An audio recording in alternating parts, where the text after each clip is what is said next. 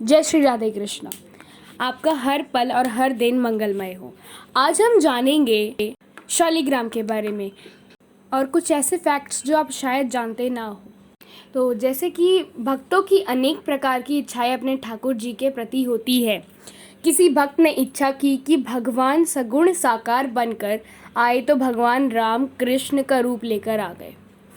किसी भक्त ने कहा मेरे बेटे के रूप में आए तो भगवान कश्यप अदिति के पुत्र के रूप में आ गए।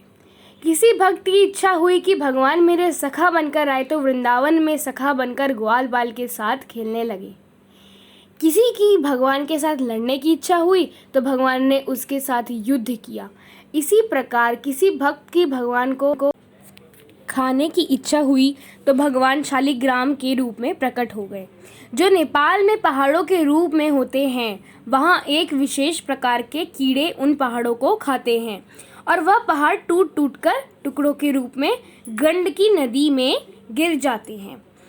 नेपाल में गंडकी नदी के तल में पाए जाने वाले काले रंग के चिकने अंडाकार पत्थर को शालिग्राम कहते हैं।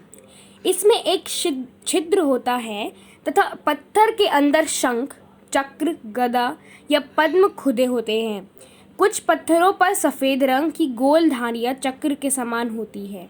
इस पत्थर को भगवान विष्णु का रूप माना जाता है तथा इसकी पूजा भगवान शालिग्राम के रूप में की जाती है। पुराणों में तो यहाँ तक कहा गया है कि जिस घर में भगवान शालिग्राम हो वह घर समस्त तीर्थों से भी श्रेष्ठ है। इसके दर्शन व पूजन से समस्त भोगों का सुख मिलता है। भगवान शिव ने भी स्कंद पुराण के कार्तिक महात्म्य में भगवान शालिग्राम की स्तुति की है। प्रति वर्ष कार्तिक मास की द्वादशी को महिलाएं प्रतीक स्वरूप तुलसी और भगवान शालिग्राम का विवाह कराती है। तुलसी दल से पूजा करता है।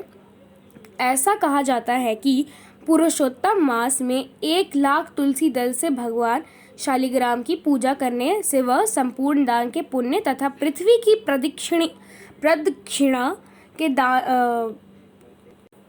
प्रदक्षिणा के उत्तम फल का अधिकारी बन जाता है।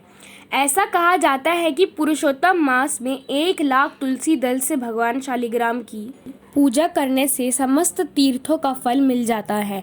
मृत्यु काल में इसका जलपान करने वाला समस्त पापों से मुक्त होकर विष्णु लोक चला जाता है। सदना कसाई का प्रसंग। एक सदना नाम का कसाई था।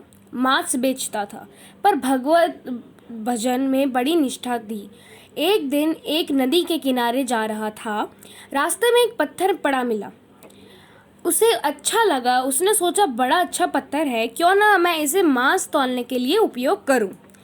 उसे उठाकर अपने पास ले आया और मांस तौलने में प्रयोग करने लगा। जब 1 किलो तौलता था तो भी सही तुल जाता था, जब 2 किलो तौलता था तब भी सही तुल जाता था।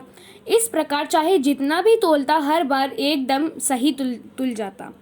अब तो एक ही पत्थर से सभी माप करता और अपने काम करता और भगवान नाम लेता जाता।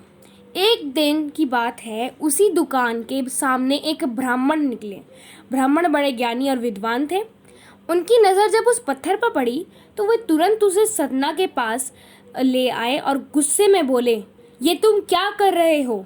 क्या तुम जानते नहीं जिससे पत्थर समझकर तुम तौलने में प्रयोग करते हो वो शालिग्राम भगवान है? इसे मुझे दो। जब सदना ने यह सुना तो उसे बड़ा दुख हुआ और वह बोला, हे ब्राह्मण देव, मुझे पता नहीं था कि ये भगवान है, मुझे क्षमा कर दीजिए। और शालिग्राम भगवान को उसने ब्राह्मण को दे दिया। ब्राह्मण शालिग्राम शिला को लेकर अपने घर आ गए और गंगा जल से उसने नहलाकर मखमल के बिस्तर पर सिंहासन पर बिठा दिया और धूप दीप चंदन से पूजा की। जब रात हुई और वह ब्राह्मण सोया तो सपने में भगवान आए और बोले, मुझे तुम जहाँ से लाए हो वहीं छोड़ाओ, मुझे यहाँ अच्छा नहीं लग रहा। इस पर ब्राह्मण बोला, भगवान वो कसाई तो आपका तुला में रखता था, वो तुला में रखता था जहाँ दूसरी ओर मांस तोलता था। उस अपवित्र जगह में आप थे। भगवान बोले, ब्राह्मण आप नहीं जानते, जब सदना मुझे तराजू में तोलता था तो मानो हर पल मुझे अपने हाथों से झूला झुला रहे थे। जब वह अपना काम करता था तो हर पल मेरे नाम का उच्चारण करता था, हर पल मेरा भजन करता था। जो आनंद मुझे वहाँ मिलता था वो आनंद यहाँ नहीं, इसलिए आप मुझे कृपया वहीं छोड़ आए।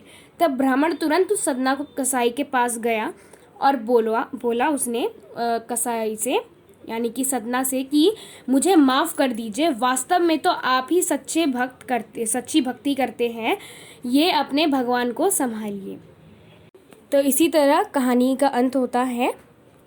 अगर आपको मेरा वीडियो अच्छा लगता है तो प्लीज़ मेरे चैनल को सब्सक्राइब कीजिए और बेल आइकन के बटन को दबाना ना भूलिए। अगर आपको इससे रिलेटेड कोई भी डाउट है, इश्यूज़ हैं, तो आप बिल्कुल कमेंट सेक्शन में क्वेश्चन कीजिए, मैं उसका आंसर आपको ज़रूर दूंगी। और इस वीडियो को ज़्यादा से ज़्यादा आसपास में शेयर करें। हरे कृष्णा।